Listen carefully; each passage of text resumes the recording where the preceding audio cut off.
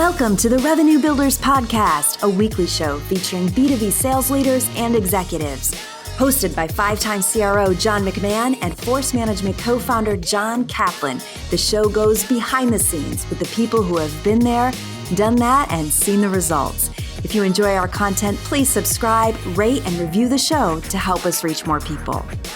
Revenue Builders is brought to you by Force Management.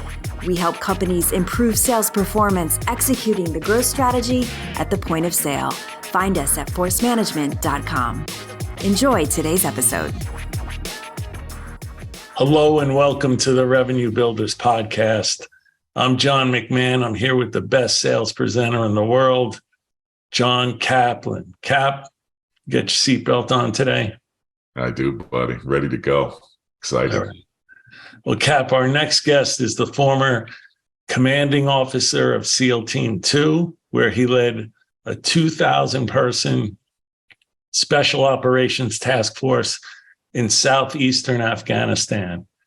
In addition to a 20-year career as a SEAL, Mike was a White House Fellow, where he served 2 years as Director of Defense Policy and Strategy at the National Security Council. And he worked directly with both Presidents George W. Bush and Barack Obama. His military decorations include the Bronze Star for Valor in combat in Iraq, a second Bronze Star for Valor in combat in Afghanistan, and the Defense Superior Service Medal from the White House. In the business world, Mike has served as the Chief of Staff and COO at Bridgewater Associates. That's the world's largest and most successful hedge fund. Afterward, he was SVP and head of strategic operations at Cognizant Technology, which I think everyone knows is a giant $17 billion information technology services company. And currently, Mike is the Chief Operating Officer at VMware and a member of the board of directors of a company named Immuta, which is a data governance company. Mike holds a master's degree in public policy from Harvard's John F. Kennedy School of Government and received a bachelor's degree from Holy Cross.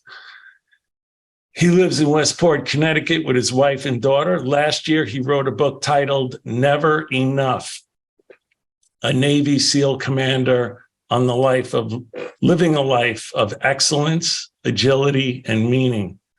Mike is also the founder of 1162 Foundation. It's a 501(c) nonprofit charitable organization.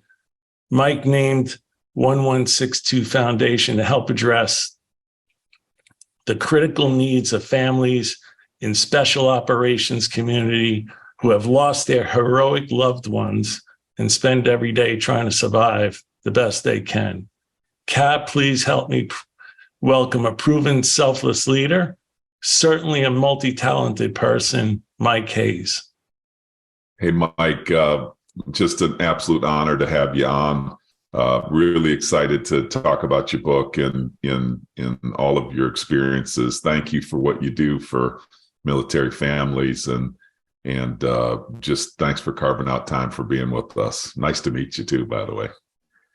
Pleasure's mine, whether I say, John and John or Mac and Cap, your reputation clearly precedes yourself. Thanks to the two of you for all the incredible positive impact that you've had creating value, not just for organizations, but more importantly for people, for a lot of people that you've, mentored and created success for along the way. And I'm really appreciative of the opportunity to learn from both of you today during this session. Hey, Mike, let's jump into your new book, Never Enough, in which you motivate readers to reach their full potential. And in the book, something really hit me that you said. It said, high-performing people inevitably live in two places at once. So we do our absolute best, and we also realize that our best is a moving target. That really resonated with me. Can you talk a little bit about that? Yeah, John, let me even start with the title of the book, Never Enough. My mom actually said, "Oh, that could be interpreted as a real downer," and it's depressing. I'm never enough. Who's going to buy that book? Well, I said, Mom, I kind of agree with you, but on the other hand, it's not a backward-looking statement; it's a forward-looking statement. In life. There's always more impact that we can have. There's more help we can give to others. There's more that we can be as individuals.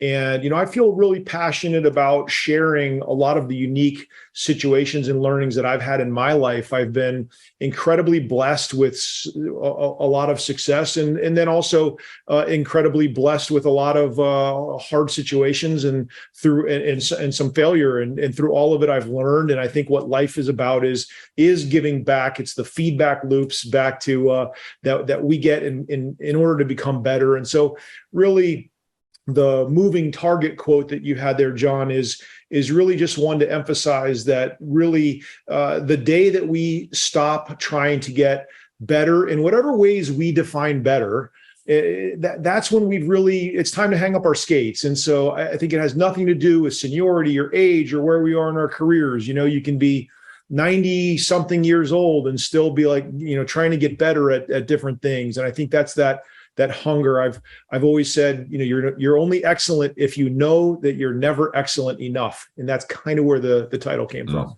Yeah. But, on going back to the high performing people that live in two places at once, I found that, you plan to do your best job, you try to do your best job. And sometimes even when you're done and people say you did a great job, you still sometimes you don't try to, but sometimes you're still beating yourself up. And maybe that's really what you're talking about, because you can learn from those situations and try to continue to get better.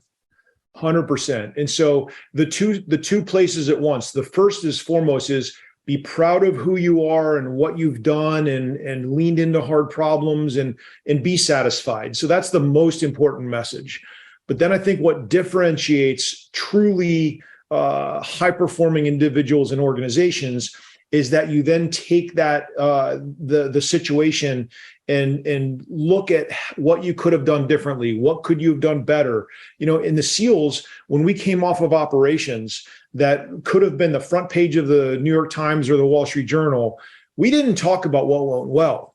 We spent all of our time talking about what didn't go well enough. Inertia is going to basically keep the good going in the right direction. It's not unlike, I think you guys have closed bajillions of deals worth bajillions of dollars. What's really interesting is, sure, you can diagnose the wins and say, what do we need to keep repeating? But by and large, you already have the skills that you need in order to keep repeating closing deals. What you want to do is think, well, what did I look at the deals that you lost and diagnose the loss and say, what did I learn?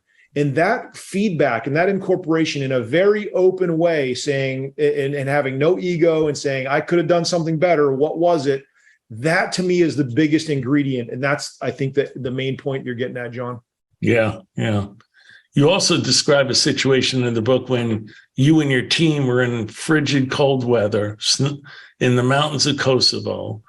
And you coined the lesson that you learned from this sucks, let's stay here lesson, which was a decision between struggling more and potential success. So can you walk the listeners maybe through that lesson and whether or not you've seen any of that in business situations also? Absolutely. Really quick version of the story is late 90s. We were in the SEALs working in very small units, 4, 6, 8 people at a time to go out and take pictures in the middle of the night of what was happening out in Kosovo, and there were complicated dynamics. It's beyond the scope of this conversation to describe those. What I'll simply say is that my team's job was to not be seen, and so there's something that we call a natural line of drift. If you're out in the woods, you're naturally going to walk along the valley or railroad tracks. If you see railroad tracks, humans will by definition take the path of least resistance.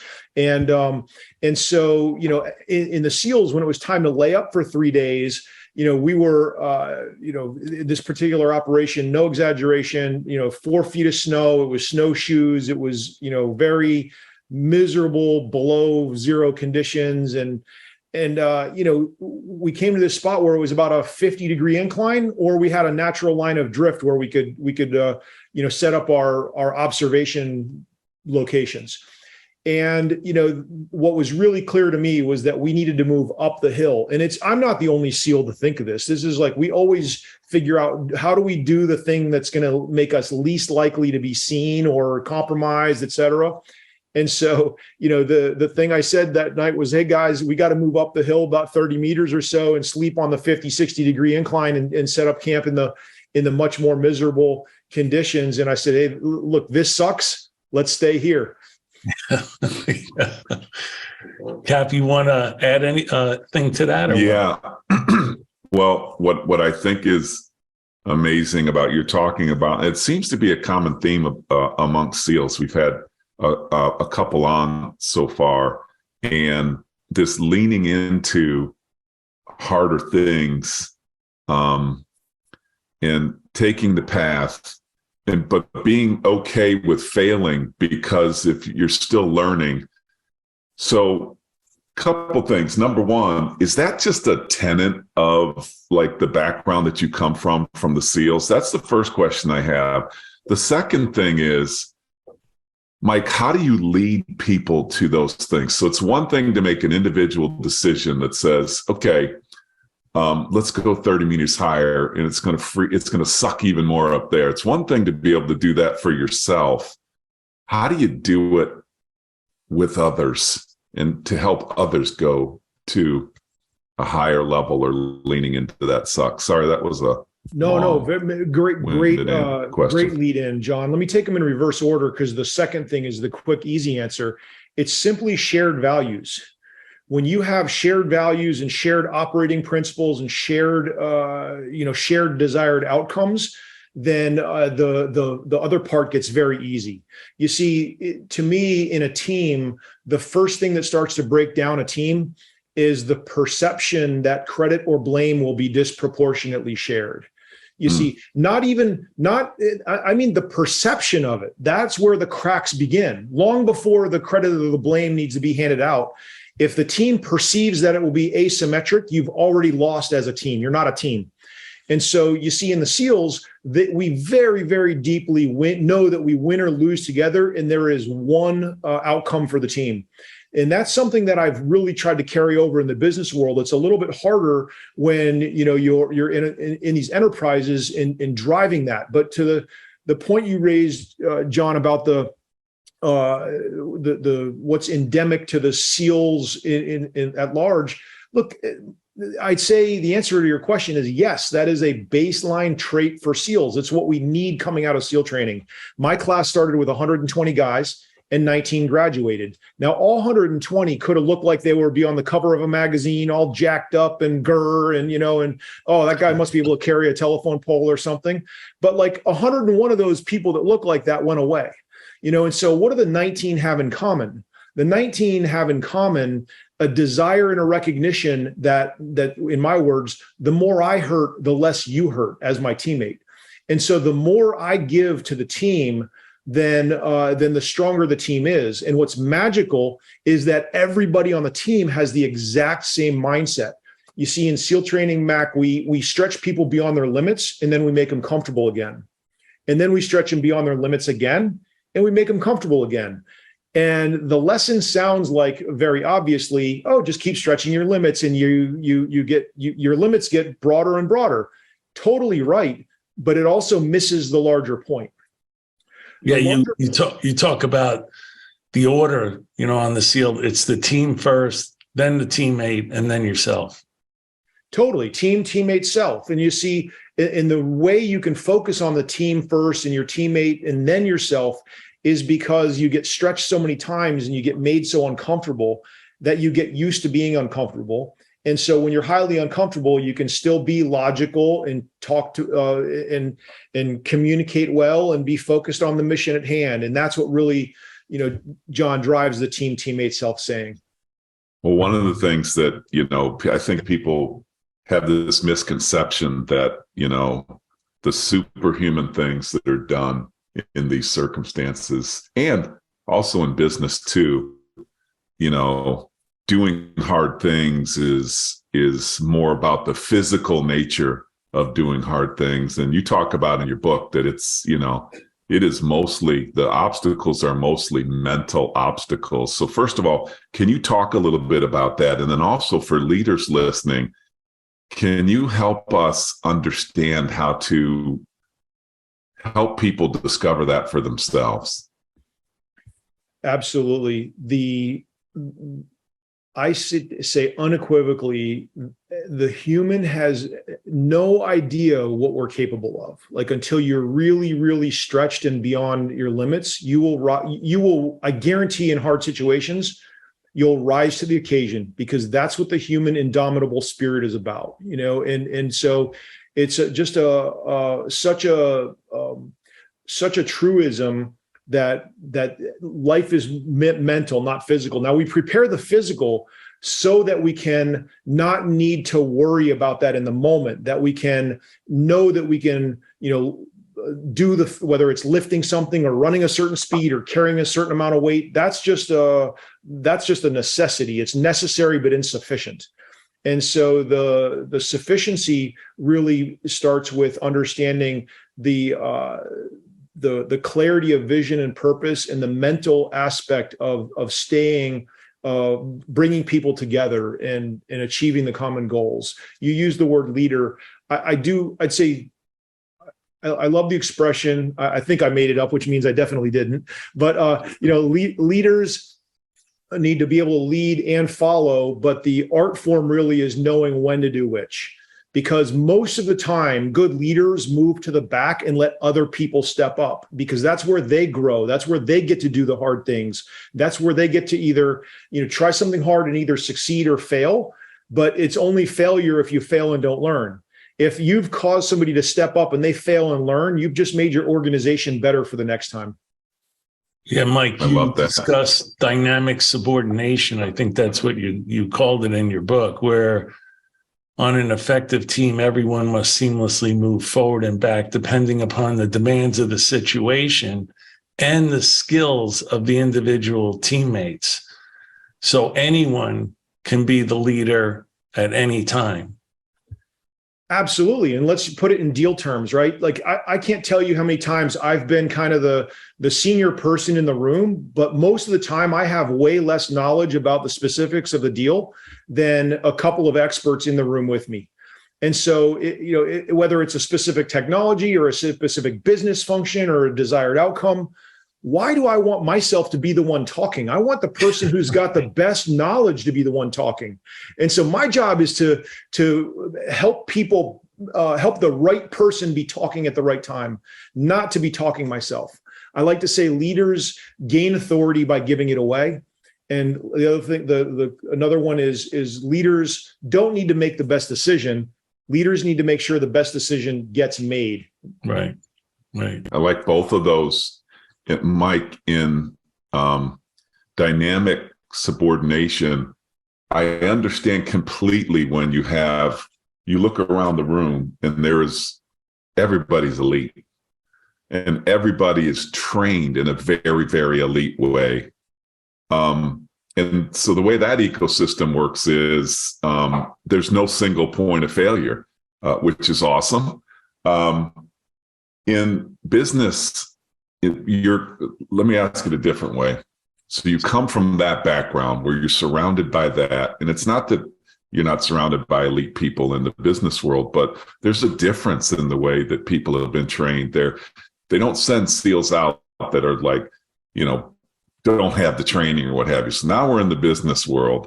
How does that dynamic subordination really come true? How do you encourage it as a leader for your teams? And how do you make sure you're not setting people up to fail? Great topic. I'm so glad you raised this, because it's really important so that listeners understand the full breadth of the conversation. You see, the thing that's most important is understanding, when do you have an absolute no-fail mission, and when do you as an organization have a mission where it's okay to learn? Those are sometimes different things. what I say at VMware with 40,000 employees, the thing that I've told our employee base is that, there's no single decision anybody will make is if they're on the right side of ethics and morals and the law and company policy that will crash the company. And so I encourage people to lean forward and make decisions and just drive in a direction that they think the company needs to drive in, because the inverse is paralysis. The inverse is in these large organizations, people looking left and right and saying, well, gosh, I'm not sure whose decision it is.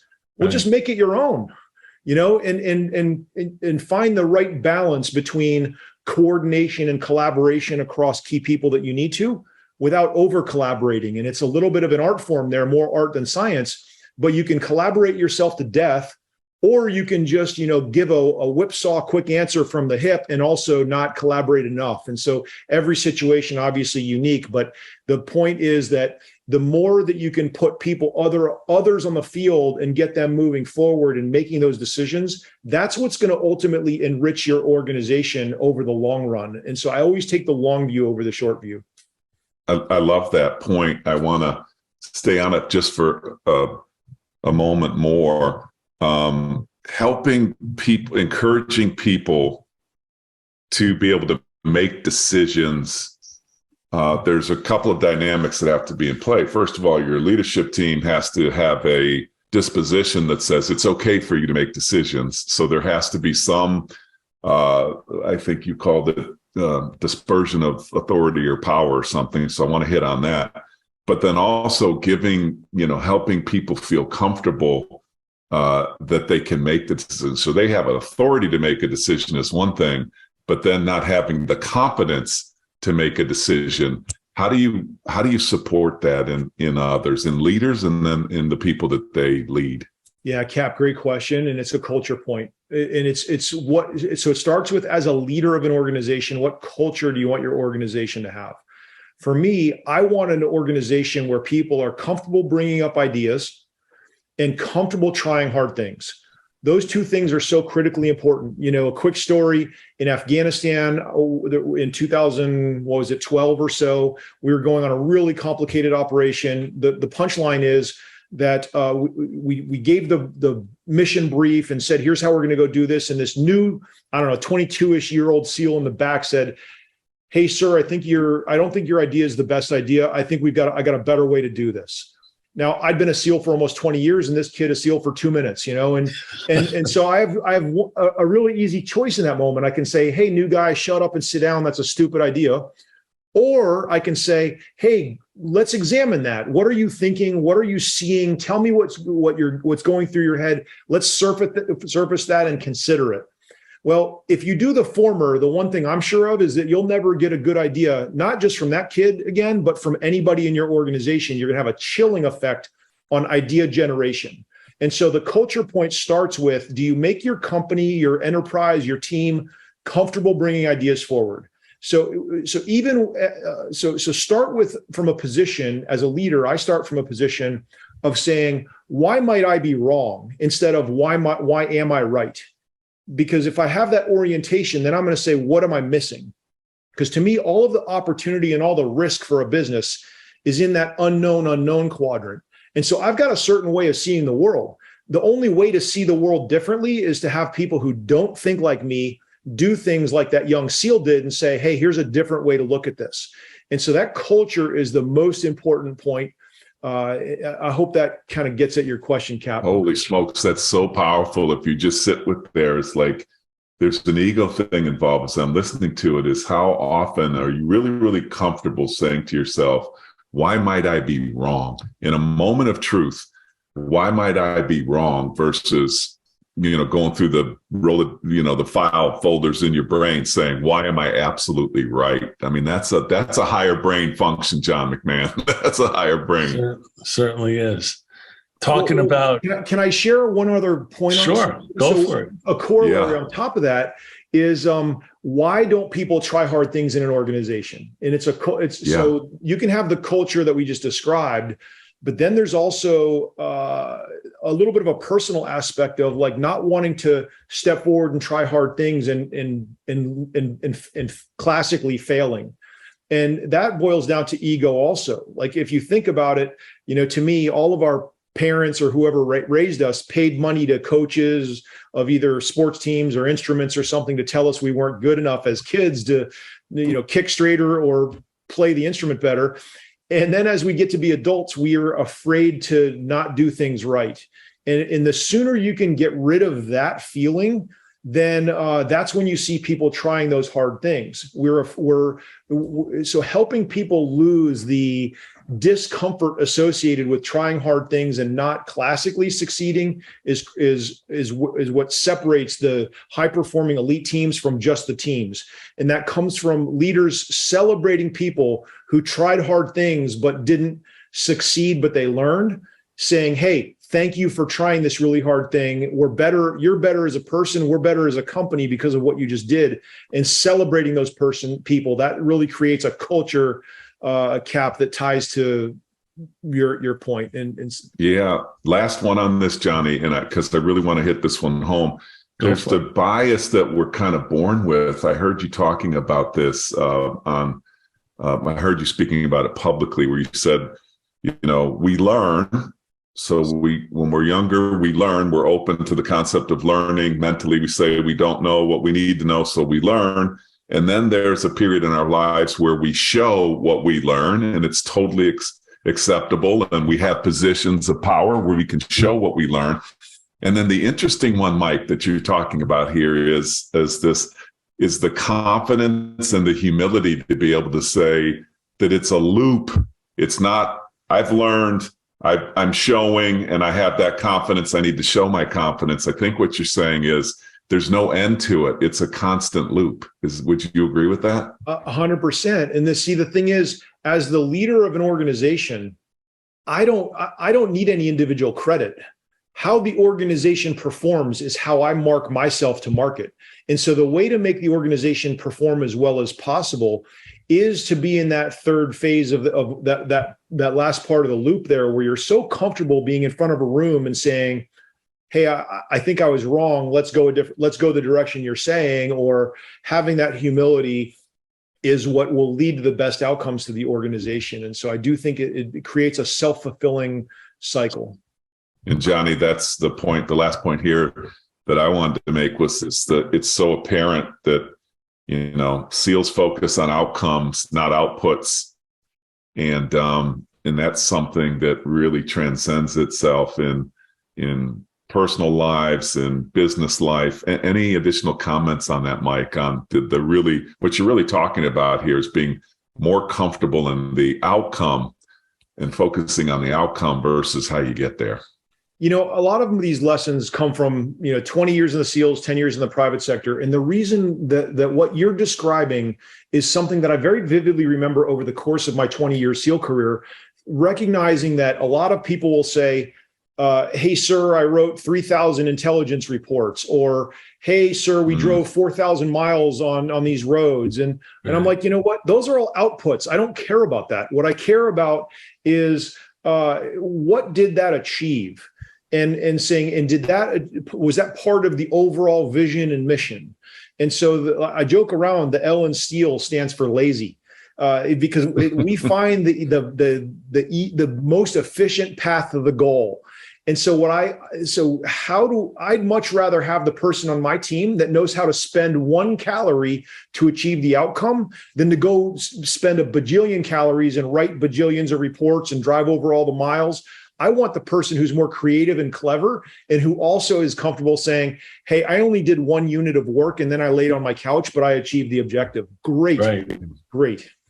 I've always called that confusing activity with accomplishment. It's not how many times you took a shot on the goal. It's whether or not you took 1 shot and it went in. Right. Totally. So, Mike, let's switch up a little bit and talk about some characteristics of people that you've seen. So I found this really interesting in your book because Johnny and I talk a lot about recruiting, and we want to usually recruit somebody that's highly intelligent. They have drive and motivation, coachable, adaptable, integrity, those types of things. And on intelligence, you said the smartest SEAL isn't the one with the greatest raw intelligence. It's the one who has the best and quickest reaction to a problem. I thought that was a really good twist on it. Well, I believe that's true, because no matter how much raw information you have, you're very unlikely to have the raw information that's directly needed to solve the problem at hand. Usually you need to indirectly go achieve and gather information in order to make a decision. And so for me, I'd rather have the SEAL who can react quickly, because that's going to be the differentiation and that drives the outcome that we talked about just a minute ago. So very much, I guess it's kind of a circular when I say my words very much resonate with me. Yeah. The other thing is, I found interesting, you said, we are who we are. We are who we are at our worst. And what you meant, or I read in the book, was it's not the 99% of life when people are comfortable that you find out their character. It's the 0.1% when they're in discomfort. It's so true. It's really easy to do the right thing when we're comfortable and life is easy. When things really start falling apart, that's when you see someone's true character and values. And it could be anything. It could be the deal that didn't happen. It could be the quarter that you missed. It could be the car accident that you came upon on the highway and you're the only car there. How are these situations in life? What do? Do you stay calm and cool and collected and measured? Or do you all of a sudden decide that now, because things got hard, you have an excuse to mistreat people, or to do, or even worse, to violate your ethics and your morals, or break the law even? So you see, when things get hard, that's what people are really made of. And that's, in my opinion, as a SEAL and the SEAL kind of mindset, those are the opportunities to step forward and prove to yourself what you're made of. And then what happens in life after you have a lot of those opportunities is you realize the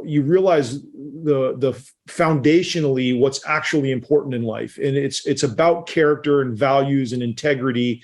And when you can reorient hard situations as opportunities, it just changes the frame. Earlier you were saying, how do you think about taking care of people when it's hard?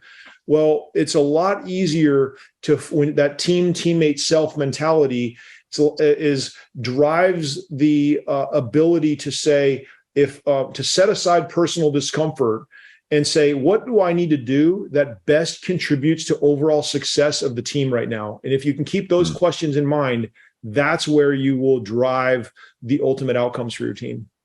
Yeah. And going back to the calm breeds calm part, do you think that that's something that people can learn from a calm leader?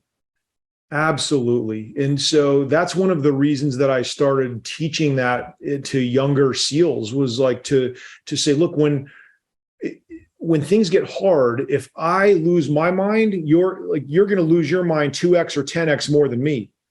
And so how do I keep my organization focusing all energy on achieving the objective? It's because it's very easy to get emotionally distracted from a situation, or to place energy in non-productive directions. And so, when you're in charge of a SEAL platoon or a team that's in a gunfight or multiple gunfights, if you're allowing negative energy or thoughts to be enter into the cycle of thinking that are not productive, all you're doing is degrading your ability or you're reducing your chances to survive the situation. And so that's why it is to your point, it's a training. It is training. I wasn't necessarily born Mr. Calm Leader, not at all.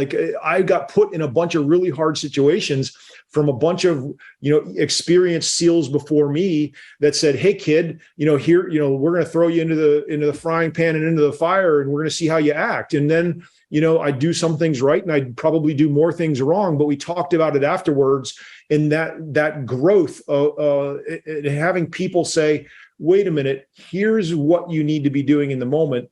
in the common theme, one of the common themes always being calm and hyper logical and able to drive common outcomes for the team is the one of the key components of leadership.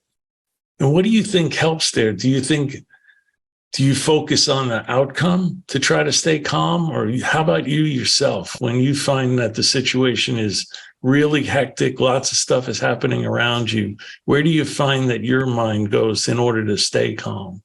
I'm not sure I know the answer to that. It's a good question. I find in hard moments, my brain slows down and I see lots of possibilities in front of me. And so I start with what the desired outcome is. And then I see all the things that are in front of me and all the things that could go wrong. And then all I'm doing is saying, okay, then I think about resources. What resources do I have to apply to the problem? A mistake that a lot of people make is that they think that they are the only resource on the problem. And they also don't see a problem as the time dimension of the problem, because people tend to overestimate or over-index on the problem of the moment without thinking about how that problem can get exponentially worse or better over the coming minutes, days, or hours or days or whatever. And so where my mind is also going and kind of adding the time dimension is thinking, what's going to go wrong, and what do I need to be prepared for ahead of time, and then just making calculated bets that excuse me. Well, I say calculated bets, but I forgot to also say getting more resources on the problem. How do I bring in others who have more experience or more hands on deck or more ways to think about something? Or how do you change the whole definition of the game that you're playing? And that's really our job as SEALs, is to never fight fair, I like to say. I don't mean that, and please don't, I don't want your readers to or your audience to mishear that. It's not about ethics or morals or standards. It's about just tactics. How do we outsmart the opponent? And it's no different in business. How do we look at our industry competitors and say, how do we stay a step or 10 steps ahead based on where we're going? Yeah. And you talked about making decisions just now. And in your book, you talked about, for you, it was a simple graph. On one axis is the value of information you have on hand to help make the decision. And on the other axis, as you pointed out before, is time. So at some point, the additional value of more information won't be worth the cost of waiting for it, right? And that's when, as you pointed out earlier, you got to make a decision. You got to make it now. That it was perfectly paraphrased. And so the point that what I would say is the first decision in decision making is not the decision. The first decision in decision making is when you need to make your decision. And so that curve, if you will, of getting better inputs and when to make your decision because the time starts costing more than the marginal utility of the information coming in, that is really a function of surrounding yourself with people who don't think like you and getting more, faster, and better signal into your decision making. And then understanding that the things change through time. And so, I in the book, I won't, spoiler alert, but there were a few stories around things that, that I saw in the moment that I saw a certain way, but somebody else saw a different way. And, in decision making, the important thing is to recognize if I'm the leader of the organization's decision isn't automatically my input. You see, I need to separate myself. I'm an input and I'm the decider. And it's very important to tease those two apart. Otherwise, you will fall into the trap of saying, okay, my input is always the decision. No, I have other inputs to get. What does Cap and Mac think about this deal? And so, how are you seeing it? What's the pros, the cons? Which way should we do this? What are the commercials here? What about the terms and conditions? And, how do we think about all those things? And so because you all know, a deal isn't just some number of some agreement. There's so many things that go into it. Really, it's about trust. Any deal is about trust.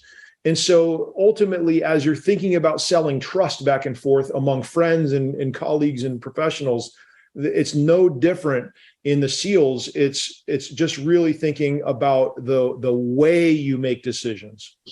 Yeah, and you talked about that in your book on how to get your team to be confident enough to help, give inputs into the decision. You said, confidence and humility are not different points on the same line. You can be confident and have something to contribute, and at the same time recognize that you're not the only one who has value to add, right? So that only comes from the leader trying to build confidence in their people to be able to give a decision and still remain humble. Yeah, it goes back to the culture point we were talking about earlier. And let me bring it to life. As the commander of a task force in Afghanistan, I personally my organization was responsible for dropping bombs, air to ground, over 1,100 times. And that was my decision. My personal decision was when to say yes or no was Mike Hayes' call. And that's a decision you never, ever, ever want to get wrong. I'm really proud to say we never harmed anyone we shouldn't have harmed. And the SEAL's job is just to stop bad people from doing bad things to good people. So how did we never harm anyone we shouldn't have harmed? Well, I'm not embarrassed to say that out of 1,100 times when my organization made this decision, we didn't always follow my input. And what that means now, I don't know if it was 990 or whatever times.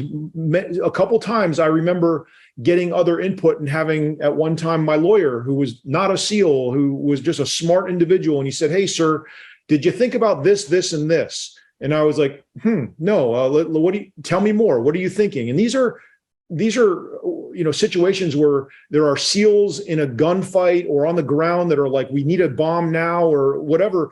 And the thing is, you can't rush to make the wrong decision. And sure enough, this particular night, I vividly remember saying, "Yeah, you know what? Sorry, the platoon commander.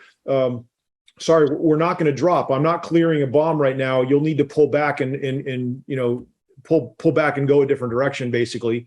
And I know that would have been frustrating if you're in the field, but once that SEAL platoon left, we still had unmanned aerial vehicle footage over the target.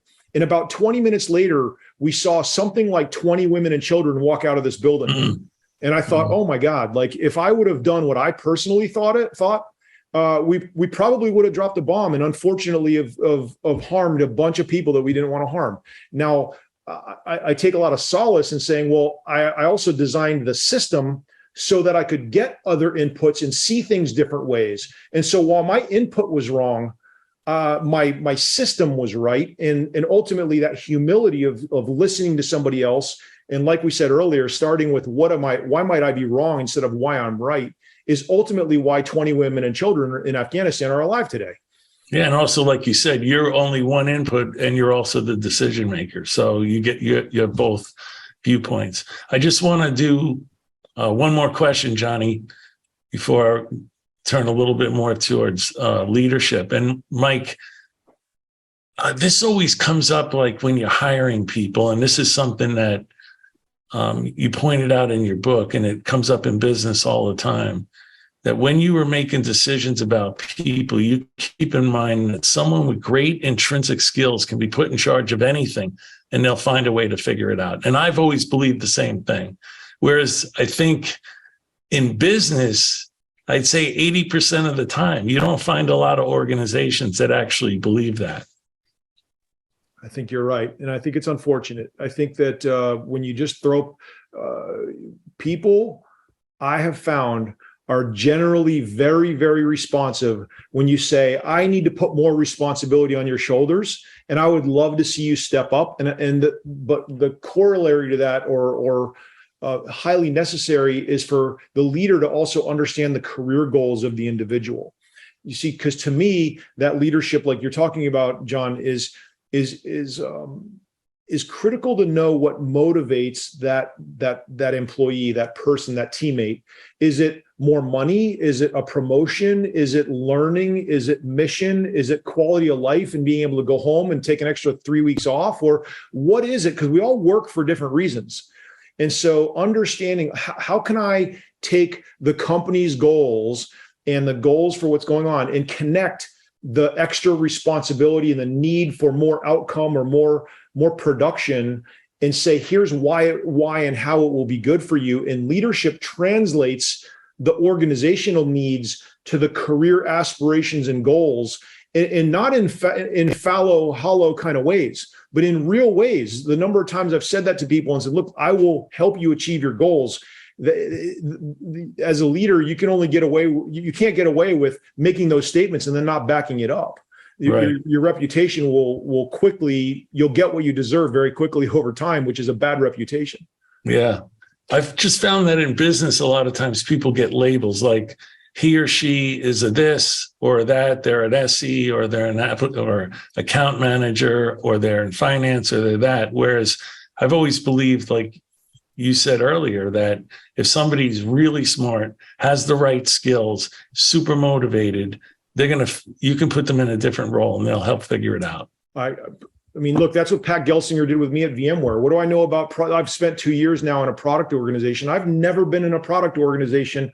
At age 49, I came to VMware, which is, one of the world's preeminent software makers, Yes. And whether it's infrastructure as a service or, app dev, app modernization, end user compute, some of and so how does Pat Gelsinger, of course, he's now at Intel, but as the CEO, but how does Pat say, hey, I think this guy's going to be able to help us out and put somebody on the field? And that's what I've done my whole life, is just leaned into hard situations where I haven't really known. And that's where, if you're willing to bet on yourself, that's where the growth comes from. I've learned so much in 2 years at VMware. I'm such a better person than I was 2 years ago. And so hopefully at the end of every 6 months or every year, all of us are saying that. And if any of us are not saying that, then it's a sign that we're not in the right organization, or we're not being true to who we really need ourselves to be. Yeah, agree. Cap, you want to add 10? Yeah, I do. So we're bouncing around this decision making and leaning into hard things and really the disposition that it takes to do that. And one of the things that I've heard on trying to become better at doing this, and I think the SEALs believe in this, is focusing on what you can control versus what you cannot control. And Mike, I want to talk to you about a very fine line.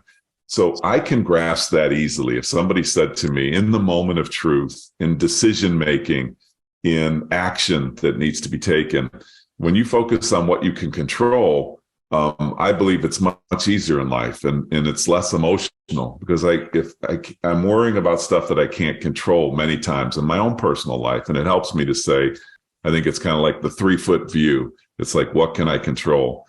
But then also sometimes I feel like I could potentially be limiting myself, because am I falling into a rut and saying, well, I can only control this, so therefore I can't innovate, therefore I can't. And I knew you'd get this question the way that I'm asking it. Could you kind of walk us through your experience with that? And then how do you encourage people? At times you need to focus on what you control, but in other times you probably need to expand your thinking on what you can control. I love this. I love the way you've raised it. I've done lots of conversations and no one has ever said it that way. I certainly see the dichotomy, of course, between what you can control and what you can't control. The thing, and even in my book, I might not have written this well enough, but the thing that I really feel strongly is, at the same time, constantly test what you think you can't control and see if you can control it, and have that mindset. Like, this will sound incredibly arrogant. I don't mean it this way, but my mindset is that I can control almost anything. The only question in life is how much work it'll take, or if I can imagine it, and if I can imagine it, how much work it's going to take.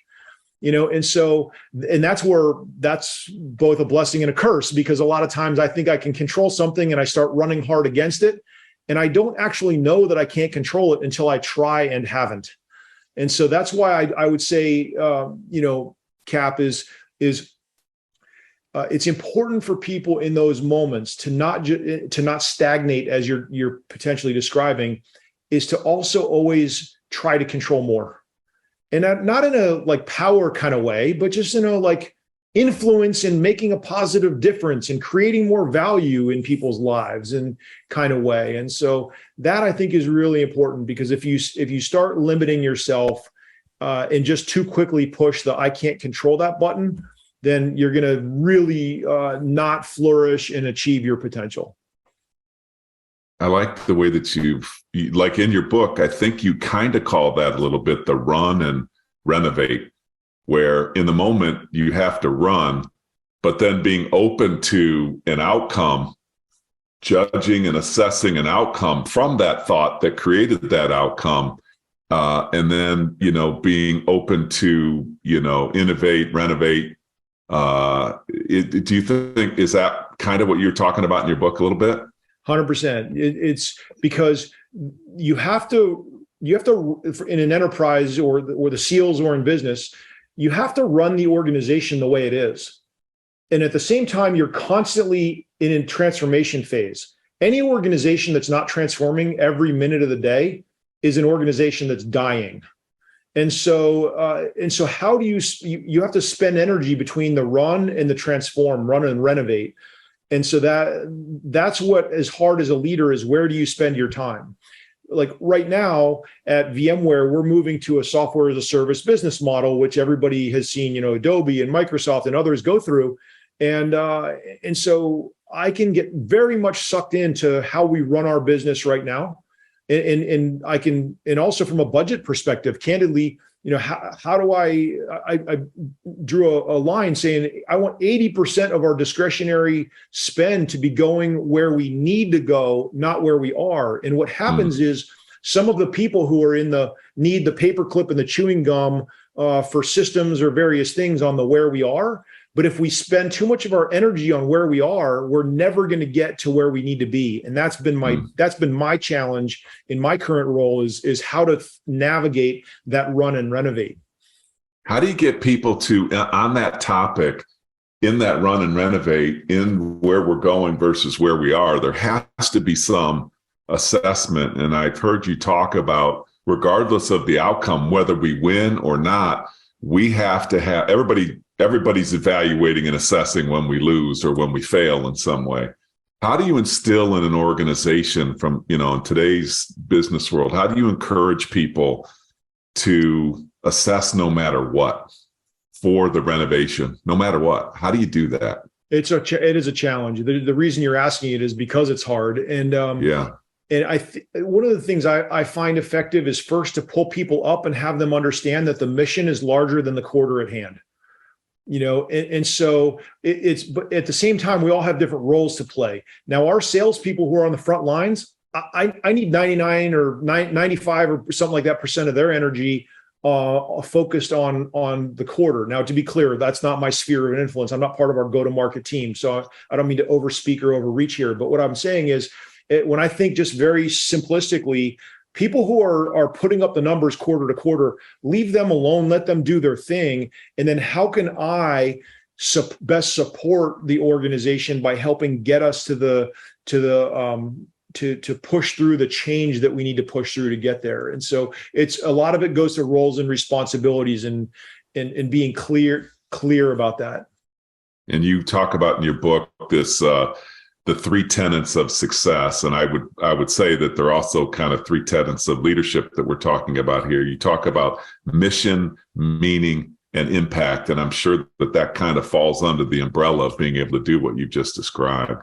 Very much. When I'm in my kind of town halls or whatever, I actually like using the framework of GDP.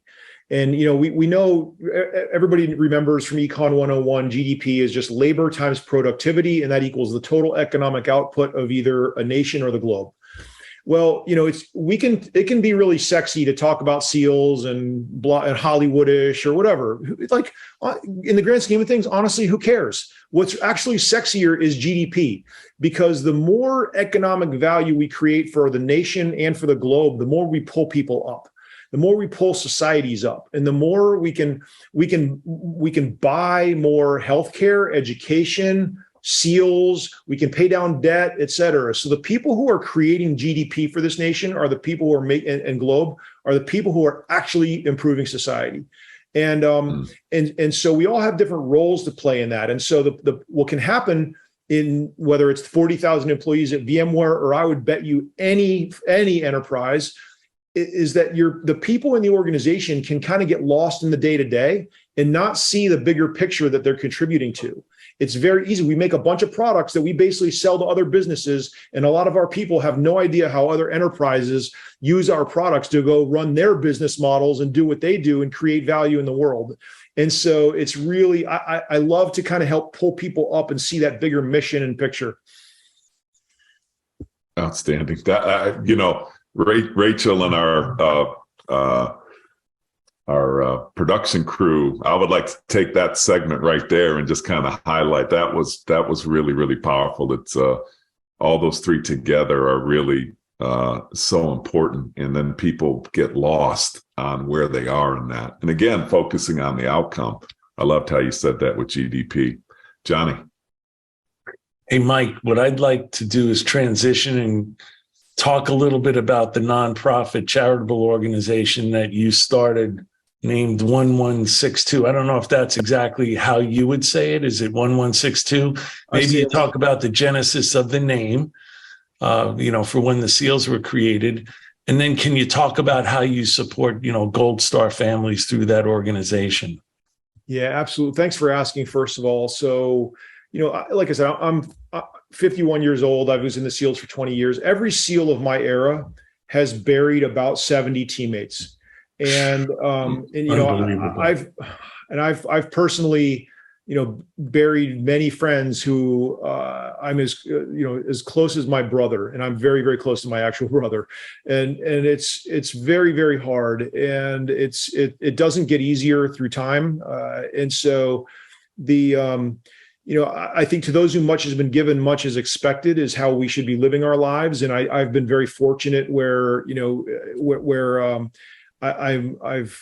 I've had these experiences, and I'm able to write this book, and I donate all the profits from the book to the nonprofit that you just described. And the 1162 Foundation, 1162 is the day that JFK started the Navy SEALs. And then not lost on that also, 1/1, January 1st is always a renewal. And so I think, like, what are the things that we as a nonprofit can quietly be doing to go help Gold Star families, which are families of fallen service members, to be renewed and to be recognized. And many nonprofits work very overtly. I have no website, no fanfare. I have no full-time employees, just a bunch of volunteers from an organization that is candidly registered out of my house. And with that, we've paid off 6 mortgages for women whose husbands aren't here, whether they died in battle or died by suicide after the fact. It's a real struggle. I don't know when you'll be airing this exactly, but in 7 days from today, I'm flying down to Virginia Beach, and I'll be sharing with a woman who has no idea right now that in 7 days her mortgage will be paid off, and it's going to it's going to lighten, these conversations with when you get to sit across, have a coffee with your friend's wife, widow, who paid the ultimate sacrifice, and you get to share, how awesome he was and bring that person back to life a little bit. Those are special conversations. But then when you get to look the lady in the eye and tell her she doesn't have a mortgage anymore, it's honest to God, it's indescribable. And so that's what I do. That's what I do with, that's why I appreciate you asking. I appreciate the help for the audience. Please jump on Amazon or wherever you buy books and grab Never Enough and tell your friends and family. And it's been out for over a year now, so it's not very expensive. In fact, over Veterans Day weekend, they dropped it to like $3 on Kindle or something, which is great. My whole goal in life is to raise the conversation, raise the awareness, and then fortunately, literally, it raises money that pays off mortgages for these very, very deserving Gold Star widows and children. Yeah, Mike. So we're going to put a link to 1162 or 1162 in the show notes, and also a link to your book, Never Enough, a Navy SEAL commander on living a life of excellence, agility, and meaning. And Mike, I know our audience got a lot out of it. I got a tremendous amount by reading your book. And I'm really grateful for you taking the time with all the things you have going on to spend some time with our listeners. Johnny's going to, close us out here. Yeah, Mike, holy smokes, I got chill bumps. Just, we probably should have started with what we just ended with. And then everything in the middle would have just been such, just gravy. But I'll just reiterate again, the Foundation, 1162 Foundation, Never Enough by Mike Case. Brother, we thank you for coming on. We thank you for your service. We thank you for what you're doing for the men and women who have served. Just a wonderful, wonderful experience. We can't thank you enough. And we wish nothing but massive success for your foundation. Thank you, John and John. It's a real pleasure, and I'm humbled and honored to be able to spend time with each of you. You're legends, and thank you for sharing your time with me today too. I deeply appreciate it. And thank you all for listening to another edition of Revenue Builders. Thanks for listening to today's episode. Be sure to check us out at forcemanagement.com.